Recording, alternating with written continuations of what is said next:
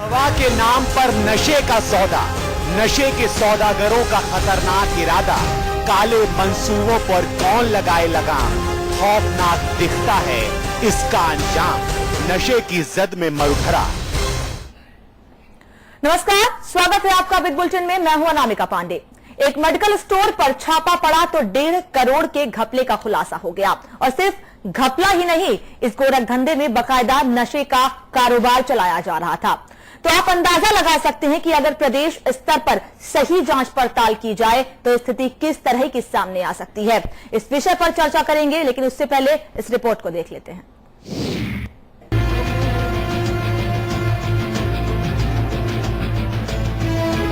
इंतजाम तो दवा का हो रहा था, मगर कब इस दवा को नशे का सामान बना दिया गया और कब इस कारोबार को पूरी पीढ़ी की बर्बादी का मिशन बना दिया गया, जिम्मेदार लोगों को इसकी खबर तक नहीं लगी।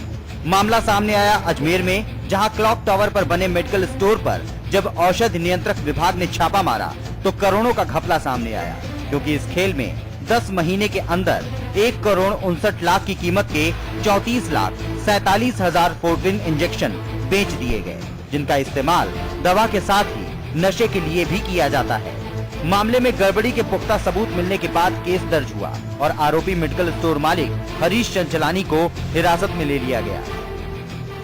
उन्होंने रैनबैक्सी से कुछ इंजेक्शंस खरीदे हैं जिन दूसरी फर्मों ने, उन फर्मों ने उन्होंने स्वयं में खरीदे और फोर्टिन करके जो इंजेक्शन एक नशे के रूप में काम में लिया जाता है, जिसमें एनडीपीएस के कंटेंट्स शामिल होते हैं, उन इंजेक्शंस को लेने के पश्चात, उन सभी फर्मों से लेने के पश्चात अपने रिकॉर्ड में इंदराज नहीं किया और उनको कहीं खुर्द-बुर्द कर दिया। जांच में ये भी सामने आया है कि 1 अप्रैल 2014 को मेडिकल स्टोर मालिक के पास दवाओं का ओपनिंग स्टॉक 4,05,720 इंजेक्शन का था। इसके अलावा रैनबैक्सी लैबोरेटरीज जयपुर से 4,32,000, प्रेम फार्मा भीलवाड़ा से 46,800, SM डिस्ट्रीब्यूटर अजमेर से 60,480, सुप्रीम मेडिकोज अजमेर से 72,000 इंजेक्शन खरीदे गए और सरकार की आंख में धूल झोंकने के लिए महज 10,17,000 इंजेक्शन ही खरीदना बताया गया, जबकि 24,30,300 इंजेक्शन का अवैध कारोबार किया गया। फिलहाल जांच जारी है और मुख्य आरोपी हिरासत में। लेकिन समाचार प्लस का सवाल यही है कि आखिर इतने बड़े खेल की खबर क्या जिम्मेदार महकमे को पहले नहीं लगी थी, और अब जब इतना बड़ा खेल सामने आ ही गया है तो क्या इसके पीछे छिपी बड़ी मछलियों को भी ईमानदारी से कानूनी कार्रवाई की जद में लाने की कोशिश की जाएगी।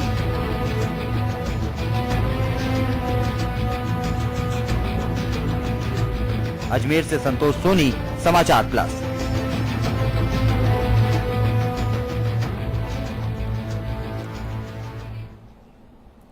और इस विषय पर चर्चा करने के लिए डॉक्टर गजानंद वर्मा चिकित्सक हमारे साथ जुड़े हैं। इसके अलावा डॉक्टर मीता सिंह सामाजिक कार्यकर्ता हमारे साथ हैं और शैलेंद्र अग्रवाल जी हमारे साथ हैं, सदस्य हैं ड्रगिस्ट एसोसिएशन के। हमारे मैनेजिंग एडिटर अमिताभ अग्निहोत्री जी हमारे साथ जुड़े। आप सभी लोगों का बहुत बहुत स्वागत है। शुरुआत डॉक्टर गजेंद्र मैं आपसे करूंगी। सबसे पहले जानना चाहूंगी कि फोर्टिन दवा कैसी है, क्या है, इसका क्या कुछ असर है? ये फोर्टिन क्या है कि जो इसका बेसिक साल्ट है वो होता है पेंटाजोसिन, और सामान्यतः इसको यूज किया जाता है कि बहुत सीवियर जो पेन होता है, किसी को भी दर्द होता है, उसके लिए इसका यूज होता है मेडिकल में। लेकिन ज्यादातर लोग क्या करते हैं कि एक बार किसी ने इंजेक्शन ले लिया उसका, तो उसको क्या है कि यूफोरिया हो जाए, उसको अच्छा महसूस होता है, उसको काम करने की इच्छा बढ़ जाती है, उसमें थोड़ी सी एनर्जी आ जाती है, तो उसका क्या है कि वो मिसयूज करने लग जाता है। तो धीरे धीरे क्या होता है कि एक बार शुरू में तो उसको एक इंजेक्शन से पार पड़ जाती है, फिर अगले दिन उसको 2 चाहिए, फिर 3 चाहिए, तो उससे क्या डोज बढ़ती जाती है। ज्यादा डोज लेने से क्या असर पड़ता है, क्या साइड इफेक्ट है इसके? ज्यादा डोज लेने से मैडम पहले तो क्या है कि शुरू में तो उसको अच्छा लगता है, लेकिन बाद में वो धीरे धीरे एक मानसिक बीमारी होती है, डिप्रेशन का शिकार हो जाता है। उसके अलावा क्या होता है कि जो लेने का जो रूट होता है वो इंजेक्शन से लेता है वो, तो जो इंजेक्शन लगाने जितने जो रोग होते हैं, जैसे HIV हो जाता है, नशे का आदी हो जाता है इसके रेगुलर इस्तेमाल से इंसान। हाँ बिल्कुल मैडम, तो उसके क्या है कि उतना असर भी नहीं आता जितना पहले आता था, और उसकी डोज बढ़ती जाती है। ठीक है, इस तरह इसका बहुत खराब असर पड़ता है उसकी बॉडी पे। जी डॉक्टर मीता सिंह सामाजिक कार्यकर्ता हमारे साथ हैं। आपसे जानना चाहूंगी कि कैसे इसका इस्तेमाल किया जाता है और क्या ड्रग के रूप में इसका इस्तेमाल किया जा रहा है? अब इस तरह की बातें भी सामने आ रही हैं, क्या कहेंगे इस पर आप? जी हाँ, मैं चिकित्सक भी हूँ और सामाजिक कार्यकर्ता भी हूँ, और मेरा ये अनुभव रहा है कि इन नशे की दवाइयों की लत ऐसी पड़ती है कि उसमें पर्सनालिटी डिसऑर्डर हो जाता है। यानी कि जो व्यक्ति नशे करता है उसकी आत्मछवि कम हो जाती है, काम में सुस्ती आने लगती है, उसका काम करने की ताकत खत्म हो जाती है, रोग प्रतिरोधक क्षमता खत्म हो जाती है, गरीबी का शिकार होता है और परिवार में हिंसा करता है, और इस तरह से जो समाज का ताना बाना है उसको छिन्न भिन्न करने में नशे की लत आग में घी का काम करती है जी। तो इसलिए ये बहुत जरूरी है कि ये जो तथ्य सामने आए हैं ये बहुत चिंताजनक हैं और बहुत खतरनाक हैं। डॉक्टर जी, सवाल माफी चाहूंगी रोकने के लिए, सवाल ये भी है कि आखिर राजस्थान का युवा किस ओर जा रहा है? देश और प्रदेश का भविष्य कहा जाता है युवाओं को, आज युवा किस ओर जा रहा है? प्रदेश किस तरीके से आगे बढ़े? ये मैं इसी बात को रेखांकित करना चाहती हूँ कि हमारे देश का भविष्य जो है वो बहुत खतरे की कगार पे खड़ा है, और अगर हमें इन नशे की दवाइयों को आसानी से उपलब्ध करना बंद नहीं किया जल्दी से जल्दी और कड़े से कड़े कानून बनाकर, यहाँ पर वो लोग भी जिम्मेदार हैं जो इनका मैन्युफैक्चर करते हैं। जो मैन्युफैक्चर करने वाली बड़ी बड़ी कंपनियां हैं उनको इस बात का लेखा जोखा देना चाहिए कि किस डीलर के पास कितनी मात्रा में ये दवाई सप्लाई की गई, और डीलरों को और जो केमिस्ट हैं उनको बिना प्रिस्क्रिप्शन के ये दवाइयां बिल्कुल नहीं डिस्पेंस करनी चाहिए। संक्षेप में कहना चाहूंगी आपसे मैं एक बात कि क्या बहुत इजीली अवेलेबल है? कोई भी जाएगा डॉक्टर केमिस्ट की दुकान पर जाएगा, दुकानदार से कहेगा दवा में ये दवा दीजिए, इंजेक्शन दीजिए, इजीली लोगों को मिल जाएगी ये दवा? देखिए ये जमीर की बात होती है। कानून अगर बन गया है और कायदे से उनको बिना प्रिस्क्रिप्शन के ये दवाई नहीं देनी चाहिए, लेकिन मार्केट फोर्सेस जो हैं और ये पैसे का खेल है जो कि इन लोगों से इस तरह के अनैतिक कार्य कराता है। मैं इसको बहुत अनैतिक कार्य समझती हूँ कि नशे की दवाई इतनी आसानी से बेच देना युवा वर्ग को बहुत, it is the worst kind of crime. जी गजानंद जी, एक बार फिर आपके पास आऊंगे, जानना चाहूंगी क्या बहुत इजीली लोगों को दवाई मिल जाती है, बिना प्रिस्क्रिप्शन की दवाई मिल जाती है ये जब लोग जाते हैं तो केमिस्ट के पास? हाँ बिल्कुल, मैडम ने जो कहा बिल्कुल ठीक है। एक्चुअली क्या है कि किसी को दर्द हुआ तो वो दर्द के लिए दवाई लेने जाता है, और उसके जो पर्दे में जो खेल चल रहा है वो मैडम सही कह रही है कि दवाई अपने दर्द के लिए उसका यूज होता है बेसिकली मेडिकल में, लेकिन जैसे मैंने बताया ना कि इसका असर, जैसे आज एक इंजेक्शन लिया तो अगले दिन उसको इंजेक्शन ज्यादा चाहिए, तो वो क्या है वो दर्द के बहाने से लेता है इंजेक्शन और उसको मिसयूज करता है, उसका एडिक्शन बन जाता है। शैलेंद्र जी, मैं आपके पास आऊंगी। बात है जी, एक और बात है कि ये इसकी जानकारी उस दवा के बेचने वाले को भी रहती है। हाँ ठीक है, वापस लौटूंगी आप लोग के पास मीता जी, गजानंद जी। शैलेंद्र अग्रवाल जी, आपके पास आऊंगी। ड्रग्स एसोसिएशन के सदस्य हैं आप लोगों की नाक के नीचे ऐसे काम किए जा रहे हैं। आप लोग क्या कुंभकर्णी नींद में सोए हुए हैं? अभी तक आप लोगों के कान तक ये खबर नहीं आई थी, ऐसी कोई जानकारी नहीं आई थी। कोरेक्स जैसी दवाओं पर लगाम लगा देते हैं, रोक लगा देते हैं आप, लेकिन फोर्टविन जैसी दवा जिसका इस्तेमाल ढलने से किया जा रहा है और इजिली अवेलेबल भी नहीं होनी चाहिए ये, उसके बाद भी लोग खरीद रहे हैं, इसका इस्तेमाल कर रहे हैं, युवा नशे की जद में जा रहे हैं। देखिए मैडम, ना तो कोरेक्स इजीली अवेलेबल है ना फोर्टविन इजीली अवेलेबल है। हाँ। जैसा अभी डॉक्टर साहब ने बताया, कोरेक्स पर तो लगाम लगा रखी है, रोक लगा रखी है, लेकिन फोर्टविन पर क्यों नहीं? जितनी लगाम मैडम कोरेक्स पे लगा रखी है उतनी ही लगाम फोर्टविन पर लगाई हुई है। दोनों ही शेड्यूल H1 ड्रग के अंदर आते हैं, उसका लेखा जोखा रखना हर रिटेलर के लिए आवश्यक है। लेकिन ये सब जो कर्मकांड हो रहे हैं वो उन लोगों द्वारा हो रहे हैं जो रिटेलर नहीं है, उनको थोक में ये दवाइयां आगे बेची जा रही हैं जिनका कोई लेखा जोखा नहीं रखा जाता। जो एक सिंपल रिटेलर है वो उसका पूरा लेखा जोखा रखता है। शेड्यूल H1 ड्रग के अंदर वो कोरेक्स भी आती है और शेड्यूल H1 ड्रग में ही फोर्टविन भी आती है। किसी केमिस्ट की दुकान पूरा लेखा जोखा रखा जाता है। अगर सप्लाई की जाती है शैलेंद्र जी, तो क्या उनसे कोई जानकारी नहीं ली जाती है, उनसे कोई पेपर नहीं लिया जाता है? क्योंकि 10 महीने में 34 लाख इंजेक्शन बेचे जाने की बात सामने आई है। मैडम मैं आपकी बात से पूर्णतः सहमत हूं। रिटेलर से पूरी जानकारी ली जाती है। होलसेल के अंदर जिस लेवल पे जानकारी ली जानी चाहिए, एक लिमिट बनानी चाहिए सरकार को कि कंपनी के डिपो से एक लिमिट के बाद में कोई होलसेलर स्टॉकिस्ट ज्यादा इंजेक्शन उठा रहा है, जैसे 5, 7, 10 हजार तक उठाता है जयपुर के अंदर, तो एक नॉर्मल सी बात है। लेकिन लाखों इंजेक्शन यदि एक जिले के अंदर उठ रहे हैं, एक डीलर के द्वारा उठ रहे हैं, तो निश्चित रूप से गलत है। वो जानकारी डिपो द्वारा किसी भी इंजेक्शन की सप्लाई हो, चाहे कोरेक्स की सप्लाई हो, चाहे कोई और खांसी की दवाई की सप्लाई हो, शेड्यूल H1 ड्रग में जो आते हैं, यदि कहीं बिल्कुल अनियमित सप्लाई जा रही है तो उसकी जानकारी C&F द्वारा दी जानी चाहिए। जैसे डॉक्टर गीता सिंह ने बताया, ये सब चीजें वहीं जाकर के रुक सकती हैं। यदि बड़े स्केल पर रुकेंगी तो रुकेंगी। अदरवाइज हम छोटी स्केल पर तो जो रिटेलर सही मायने में धंधा कर रहा है वो पूरा इसका रिकॉर्ड भी रखता है और पूरा बाकी उसके अलावा तो माफिया का तो कोई इसके अंदर इलाज डायरेक्ट केमिस्ट के पास है नहीं। ठीक है, जिस तरह से चल रहा है धंधा वो आप सबके सामने है, उस पर रोक लगनी चाहिए। हम भी केमिस्ट एसोसिएशन के एक सदस्य होने के नाते मैं इन सब चीजों को पूर्णतः कंडेम करता हूं और ये जो हो रहा है पूर्णतः गलत है। ऐसे लोगों को सजा दी जानी चाहिए। चलिए वापस लौटेंगे आपके पास। अमिताभ जी, क्या आप सहमत हैं तर्क शैलेंद्र जी के तर्क से? नहीं, शैलेंद्र जी ने तो कोई तर्क ही ज्यादा नहीं दिया। मूल प्रश्न ये नहीं है, मूल प्रश्न है कि एक दुकानदार 3.5 लाख इंजेक्शन पर मंथ अगर बेचने लगा तो उस पर सबकी निगाह जानी चाहिए।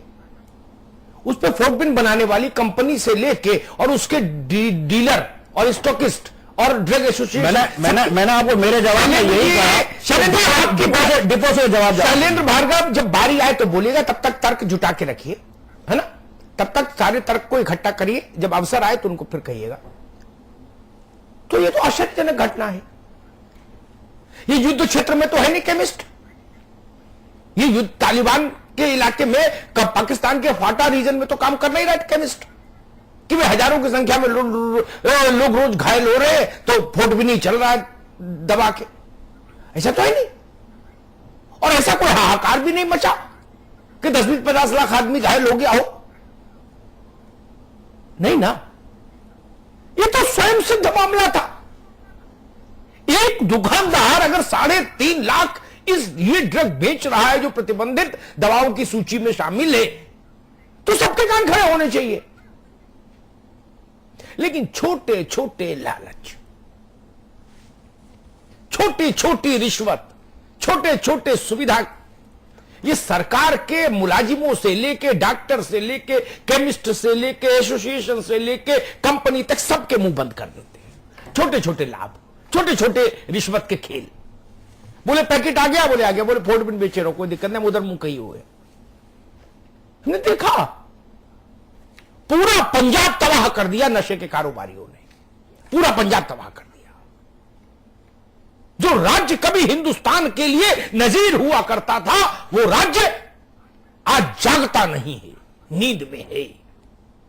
वही छोटे छोटी लालच वाले लोगों ने पूरा सूबा तबाह कर दिया। वही चीज स्थिति राजस्थान में निर्मित कर रहे। आज 900 किलो गांजा पकड़ा गया। 900 किलो गांजा। बस रोटी छोड़ गांजे खा रहे हैं क्या सब? राजस्थान की स्थिति खराब है। सरकार की भी जिम्मेदारी बनती है। आपको वहां नाक कान खोल कर रखना चाहिए। सरकार के पास विभाग है इसके लिए। हमारे टैक्स के पैसे से उस विभाग के बाबू चपरासी अधिकारी की तनख्वाह जाती है। वो क्या करता है? नहीं, उसकी निगाह तो इस पर है कि होली आ गई भैया, फोर्टबिन बेचो या कोरेक्स बेचो, होली की क्या व्यवस्था वो बताओ। तो जो इंस्पेक्टर है जिले का, उसकी निगाह तो होली पर है, दिवाली पर है, निछावर पर है। फिर फोर्टबिन क्यों नहीं बिकेगा? फिर क्यों नहीं बिकेगा? मूल सवाल ये, भाषणों से काम थोड़ी ना चलेगा। मूल सवाल है व्यक्ति का भ्रष्टाचार में संलिप्त होना। वो इसलिए संलिप्तता बढ़ती है, अगर सरकार एक बार निर्णायक कार्रवाई करती, अगर मैं होता राजस्थान की सरकार, तो मैं इस जिले के ड्रग कंट्रोलर को सबसे पहले मुअत्तल करता और उसको जेल भेजता। भाई तेरी नाक के नीचे हुआ कैसे? तुम्हारी कोई और ड्यूटी है क्या? वो मनरेगा का काम देख रहा है क्या? सड़क पर झाड़ू लगा रहा है क्या? क्या काम कर रहा है भाई? पेड़ पौधों में पानी डालने का काम कर रहा है, गाड़ी साफ कर रहा है, उसका तो स्पेसिफिक काम है, केवल यही देखना। क्या कर रहा है? अगर किसी इलाके में, भार्गव साहब मेरे कंसेप्ट बड़े क्लियर होते हैं, अगर किसी इलाके में नकली मिठाई मिल रही है तो दुकानदार को 9:15 पर गिरफ्तार करो, तो 9:05 पर पहले फूड इंस्पेक्टर को जेल भेजो। आप समझ गए ना मेरी बात? मैं क्या कह रहा हूं? उसके बाद कोई हलवाई हिम्मत नहीं जुटाएगा नकली मिठाई बेचने की, जान लीजिए। 7 पीढ़ी तक भय में रहेंगी, कानून के दायरे में रहेंगी। लेकिन ऐसा नहीं होता, इसलिए चल रहा है। लेकिन इसकी कीमत समाज को चुकानी पड़ेगी, समाज को चुकानी पड़ेगी। जो केमिस्ट, जो स्टॉकिस्ट, जो डीलर, जो सरकारी अधिकारी, लाख 2 लाख रुपए के लालच में ये पाप कर रहा है, उसको ये पता नहीं कि हो सकता है उसका बेटा भी फोर्ट मिल लगा रहा हो, उसको ये पता नहीं मूर्ख को। और जब पता लगता है तब तक देर हो गई होती है। मैंने पंजाब में तमाम ऐसे अधिकारी देखे, फूट फूट कर रोते, मेरे मित्र थे आईएएस अधिकारी, आईपीएस अधिकारी। मैंने कहा तुम ही लोगों ने ये नशे की गंगा बहाई थी राज्य में पैसे के लिए, भ्रष्टाचार के चलते। झेलो, किसी का दबाव चपेट में आ गया, किसी की बिटिया चपेट में आ गई, किसी का बेटा चपेट में आ गया। अब रो रहे हैं, कह रहे बड़ा गलत किया भाई साहब, इस संपत्ति का क्या करूं, लड़का नशेड़ी हो गया।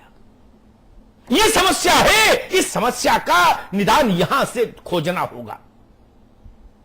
सरकार चाह ले, एडमिनिस्ट्रेशन चाह ले, कोई डॉक्टर, कोई कंपाउंडर, कोई ड्रगिस्ट, कोई कंपनी ना तो नकली दवा बेच सकती है ना नशे की दवा बेच सकती है। ये मेरा अपना तजुर्बा है, इस पर इतना समय नहीं कि मैं बताऊं कि सरकार चाह ले तो कैसे कैसे क्या हो सकता है। मेरे ख्याल से शैलेंद्र भार्गव जी जानते होंगे इस बात को कि सरकार जो चीज चाह लेती है तो फिर कहा गया ना कि जो इच्छा करियो मन माही प्रभु प्रताप कुछ दुर्लभ नहीं, तो सरकार सरकार होती है।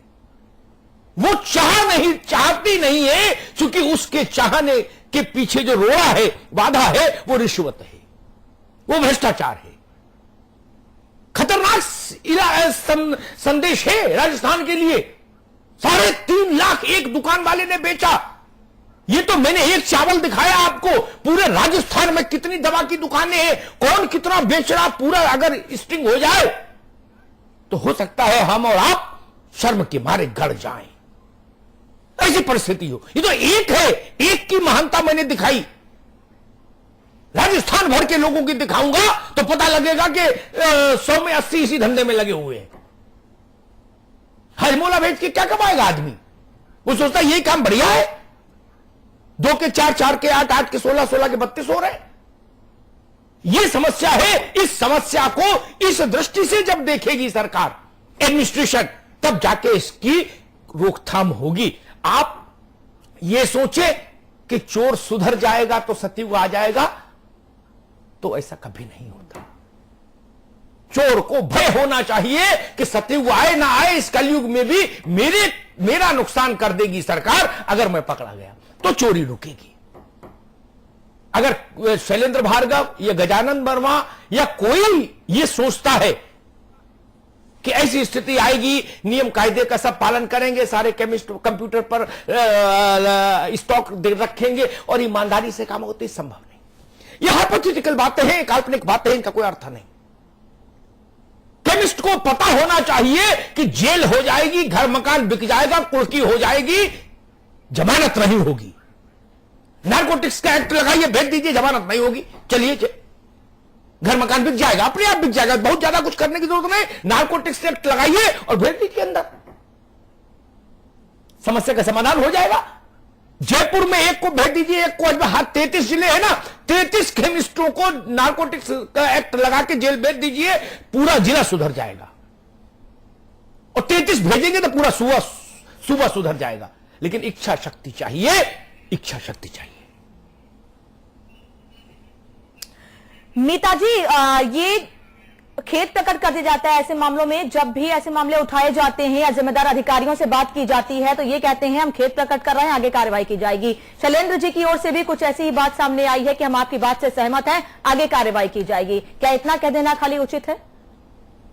मुझे लगता है कि इस तरह की बीमारी, जो सामाजिक बीमारी है, उस पर कांस्टेंट दबाव, निरंतर सतत रूप से दबाव जब तक नहीं डालेंगे, सिविल सोसाइटी नहीं डालेगी, अधिकारीगण नहीं डालेंगे और इसकी जिम्मेदारी नहीं लेगी सरकार, तब तक कुछ बदलने वाला नहीं है। मैं बिल्कुल सहमत हूं हमारे पूर्व वक्ता से कि इच्छा शक्ति की बहुत जरूरत है। और ये जो छोटी छोटे लालच हैं, इनको कब तक हम झेलते रहेंगे और कब तक हम एक घूम की तरह अपने ही समाज को नष्ट करते रहेंगे, इसकी जवाबदेही सरकार के ऊपर बिल्कुल निश्चित रूप से डालनी चाहिए। जी शैलेंद्र जी, हम आप लोगों से क्या जी मीता जी वापस लौटेंगे आपके पास। शैलेंद्र जी, क्या उम्मीद करें? पनिशमेंट, एग्जेम्पलरी पनिशमेंट, जो जिसको देख के, जिसको सुन के रूह मीता जी, मैं उस तरह की पनिशमेंट। जी वापस आ रही हूँ आपके पास। शैलेंद्र जी जवाब चाहूंगी। शैलेंद्र जी, क्या उम्मीद करें आपसे, क्या कार्रवाई की जाएगी? सरकार अपना काम करे, प्रशासन अपना काम करे, आप क्या करेंगे? देखिए, पूरी तरह से कानून बने हुए हैं और सरकारी अधिकारियों को सबको उन कानून का पूरी तरह से पालन किया जाना चाहिए। जितनी जांच होनी चाहिए वो निश्चित रूप से उनको करनी चाहिए। ये जिस तरह से ये केस हुआ उससे पूरा समुदाय को बदनामी हो रही है। हर चीज के लिए है, लेकिन अगर हम आपकी बात करें, एसोसिएशन में आप लोग हैं, आप क्या करेंगे? देखिए, एसोसिएशन एक लोगों का समूह है। यदि कोई व्यक्ति, एक व्यक्ति कोई गलती करता है तो एसोसिएशन कहीं बचाव तो उसका कर नहीं रही है, लेकिन एक कोई व्यक्ति गलती करता है तो सरकार को उसको सजा देनी चाहिए, उसका लाइसेंस सस्पेंड करना चाहिए, उसको जेल भेजनी चाहिए। जो भी कानून उसके ऊपर लागू होता है निश्चित रूप से उसको लगाना चाहिए। एसोसिएशन ना तो पहले उसका किसी का बचाव किया है, ना मुझे ऐसा लगता है कि एसोसिएशन आगे कोई बचाव करेगी। एसोसिएशन किसी भी काम को सुचारू रूप से चलाने के लिए है। किसी के भी गलत धंधा करने के अंदर एसोसिएशन कहीं भी साथ नहीं देती है, ना पहले दिया ना आगे देगी। तो उनको रोकने का काम तो आपका ही है ना, अगर ऐसी बातें सामने आती हैं, जब मुद्दे उठाए जा रहे हैं तब आप लोग जाग रहे हैं, इसके पहले आप क्या कर रहे थे? देखिए, ये तो जब कोई चीज घटना होती है उसके बाद ही ये सब चीजें पता लगती हैं। मैंने आपको अभी बताया कि कानूनन जिस तरह से दिख रही है। किस बारे में? अब मुद्दे उठाए जा रहे हैं, अब खबरें सामने आ रही है, आप कह रहे हैं अब कार्रवाई की जाएगी, पहले क्यों नहीं की गई है? एसोसिएशन क्या केवल मर्डर होने से पहले तो आरोपी को पकड़ नहीं सकते अपन। ये तो जब कोई केस होता है उसके बाद ही कोई कार्रवाई होती है कि सरकार मर्डर होने से पहले पकड़ ले। 10 महीने में 34 लाख इंजेक्शन बेच दिए गए हैं और आप कह रहे हैं। मैंने आपको सबसे पहले मैंने जो वर्जन दिया, आवाज नहीं आ रही आपकी, आवाज नहीं आ रही। शैलेंद्र जी, आप तक आवाज पहुंच रही है? सुन पा रहे हैं आप मुझे? आ गई, अब आ गई। शैलेंद्र जी, मैंने आपको सबसे पहला वर्जन ये दिया कि जो 10 लाख इंजेक्शन बेचे गए हैं वो किसी एक होलसेल व्यापारी द्वारा बेचे गए हैं, रिटेलर द्वारा नहीं बेचे गए हैं। ठीक है, ये जितनी कार्रवाई है जब होलसेलर द्वारा इसके ऊपर अभी तक मैं आपको बता देती हूँ, एक मिनट रुकिए। अजमेर से मामला सामने आया, ये 34 लाख की बात सामने आ रही है। इसके अलावा अगर हम कोटपुतली की बात करें, कोटपुतली की भी एक मेडिफार्मा है जहां से 2,16,000 इंजेक्शन मिले हैं। और इसके अलावा पाली से, कोटपुतली से, तमाम जगहों से ऐसी बातें सामने आई हैं। हमने एक जगह की बात आपको बताई है, लेकिन अगर तस्वीर सामने लेकर आए हर जगह की तो सबकी आंखें खुली की खुली रह जाएंगी, सबकी आंखें फटी की फटी रह जाएंगी कि एसोसिएशन क्या कर रहा है। नाक के नीचे इतना बड़ा गोरख धंधा चल रहा है, सरेआम पूरा राजस्थान नशे की जद में जा रहा है और आप लोग कुछ नहीं कर रहे हैं। क्या हाथ पर हाथ धरे बैठे रहेंगे ऐसे ही आप लोग? मैंने आपको सबसे पहले ये बताया कि ये C&F से यदि सूचना जाए तभी सरकार और एसोसिएशन कोई कार्रवाई कर सकती है कि एक लिमिट के से ज्यादा इंजेक्शन कहीं जा रहे हैं। बाकी किसी को ना तो कोई सपना आता, ना किसी को पता लगता कि कैसे इंजेक्शन जा रहे हैं। ये तो सप्लाई C&F करता है और होलसेलर खरीदता है। आवाज नहीं आ रही इसमें, होलसेलर खरीदता है जिसके अब आ गई आपकी आवाज आ रही है, आप रुको नहीं। हाँ, तो उसके बाद में जब होलसेलर खरीदता है तो वो रिकॉर्ड तो सरकार के पास जाना चाहिए। मैंने आपको सबसे पहला वर्जन जो दिया है वो यही दिया है कि जिस तरह से रिटेलर द्वारा सूचना दी जाती है वैसे ही होलसेलर द्वारा भी सूचना दी जाएगी, तो शायद इसके अंदर कोई बचाव हो सके, समाज को हम इस बुराई से बचा सकें और इस तरह का जो कारोबार हो रहा है उस पर कोई रोक लगाई जा सके। लेकिन आपसे हम जो उम्मीद करें बेमानी है। गजानंद जी, आपके पास आऊंगी, आपसे जानना चाहूंगी संक्षेप में आप क्या कहना चाहेंगे, किस तरीके से लगाम लगाई जानी चाहिए इस पे? एसोसिएशन की कितनी बड़ी जिम्मेदारी है इसके पीछे? बिल्कुल, जो अमिताभ जी कह रहे हैं वो बिल्कुल सही बात है कि जो कानून बने हैं उनका कठोर पालन होना चाहिए और सजा मिलनी चाहिए जब भी रोक लगेगी। उसके अलावा मैं अपने चिकित्सक बंधुओं से कहना चाहूंगा कि ये जो दवाई है फॉर्टिन स्पेशली, ये केवल जो हॉस्पिटल से भर्ती पेशेंट होते हैं उन्हीं को लगनी चाहिए और इसके लिए भी एक मॉनिटरिंग सिस्टम होना चाहिए, उसका प्रॉपर फॉलो होना चाहिए, क्योंकि ये इंजेक्शन मोस्टली जो भर्ती मरीज है उन्हीं के लिए होना चाहिए, ये हर कहीं नहीं मिलना चाहिए। क्योंकि गांव में तो जो मिलता है वहाँ उसका वो ढंग से हो नहीं पाएगा। Over the counter sale of Fortwin must be stopped immediately, तुरंत over the counter sale Fortwin की बंद कर देनी चाहिए। ठीक है, ये केवल हॉस्पिटल में भर्ती मरीजों के लिए होना चाहिए।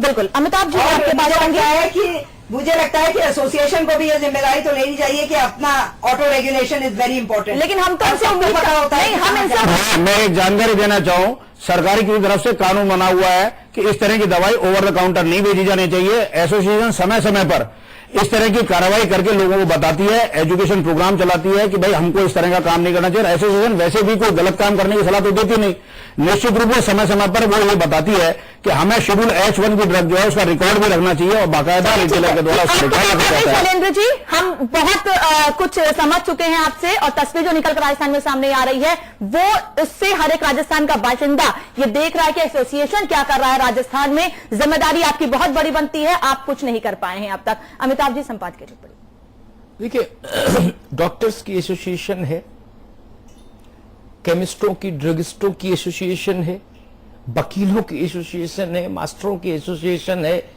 नर्सों की एसोसिएशन है। इस देश में एसोसिएशन तो हर विभाग, हर क्षेत्र में है। अभी एक इंस्पेक्टर ड्रग कंट्रोल विभाग का किसी केमिस्ट के पास जाए और उससे थोड़ा सख्ती से पूछताछ करे तो एसोसिएशन 5 मिनट में एक्टिव हो जाएगी। एक बैनर बनवाएगी 150 रुपए का और हाथ में लेके, तानाशाही नहीं सहेंगे, जुल्म जाती नहीं सहेंगे, अजमेर ड्रग एसोसिएशन, पाली फला एसोसिएशन हो जाएगा। लेकिन जब इस तरह के मसले आते हैं तो हम इतना कूल हो जाते हैं कि बिल्कुल कोको कोला का विज्ञापन हो जाते हैं, ठंडा ठंडा कूल कूल। हम अपनी जिम्मेदारी के बचाव में कहते हैं कि भाई हमने तो नहीं कहा ना चोरी करो, अब मैं क्या करूं बताओ, हमको थोड़ी सपना आता है। नहीं, आपको अपने सदस्य की जिम्मेदारी लेनी होगी।